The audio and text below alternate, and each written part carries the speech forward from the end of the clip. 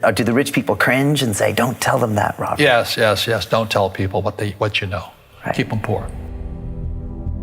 I've had financial crashes. I've had people stab me in the back, but they're all good because I grow from it. That's spirituality. Right. You know, people who are afraid of making mistakes like they teach in school, they don't ever grow, because spirituality is there's good and there's bad. There's right and there's wrong. There's up and there's down. Most people only want to be right. They only want to be positive.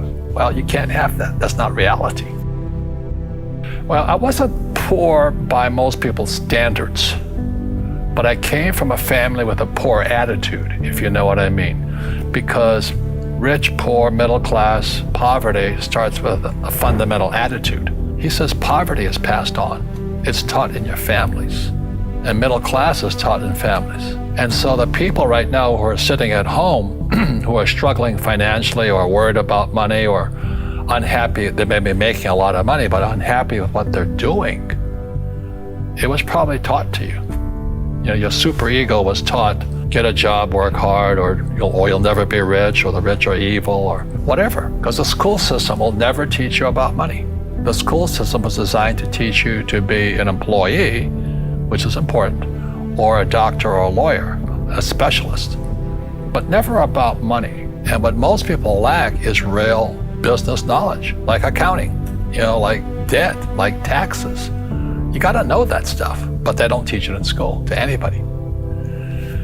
So, and then when people ask me, how did your rich dad learn this when your poor dad, a PhD, didn't? And the answer is very simply, my rich dad, who's again my best friend's father, his father died when he was 13. So his rich dad had this family business at 13 to run. So he had to drop out of school, which was his blessing. There's blessings, and sometimes the blessing doesn't look like a blessing, but it turned out to be a blessing. And then his teachers became his bookkeeper, his accountant, his attorney, his banker, his real estate agents. So he has what I call real teachers, not these fake teachers in school.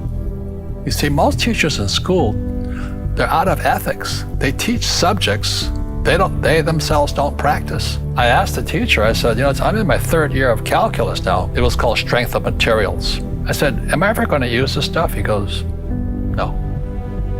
I said, why do you teach it? He says, because I get paid. I said, do you ever use it? He goes, no. And that's why, you have to, in life, one of the things I suggest to people, you got to find a real teacher versus a fake teacher. And a fake teacher is somebody who doesn't do what they teach. And a real teacher is doing what they teach every day. So my accountants, my attorneys, they're in it every single day. And that's how I learn, because every day I'm solving problems in my business. So I have accountants and attorneys and bankers and all these people on speed dial because I'm solving problems with my team. I see you giving this knowledge out, and yeah. Do the rich people cringe and say, don't tell them that, Robert? Yes. Don't tell people what you know. Right. Keep them poor.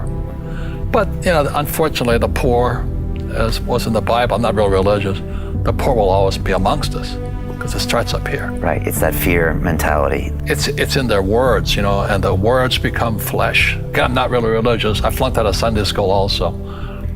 But when they say I can't afford it or I can't do that, they go down. They become what they say. My PhD dad, he says, what do you think I am, made of money? I can't afford that. And my rich dad would say, that's why he's poor. Poor people say, I can't afford it, I can't do that, I don't have time. Because it's an escape.